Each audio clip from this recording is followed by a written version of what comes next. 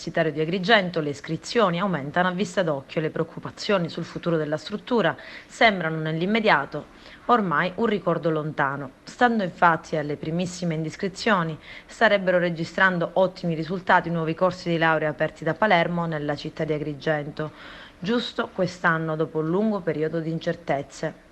Primo per preferenza è Scienze dell'Educazione per la prima infanzia, che è anche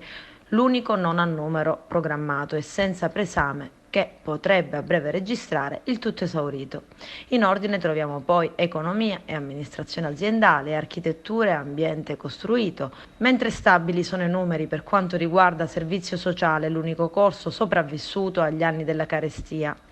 Ottimi risultati ha già portato a casa invece il corso in mediazione linguistico interculturale realizzato dal CUA con Trisform Agoramundi, che nonostante il costo di iscrizione avrebbe già fatto registrare 45 adesioni. E se il CUA non ha ancora avviato le procedure di trasferimento nel centro storico, come più volte annunciato, a fine mese ci sarà un'assemblea dei soci durante la quale si dovrebbe votare una presa d'atto dell'attuale costituzione del CDA, che in attesa delle decisioni della Regione, a cui spetta a nominare il nuovo presidente, è ancora quello dei mesi scorsi, con il vicepresidente Giovanni Di Maida nel ruolo di reggente facente funzioni.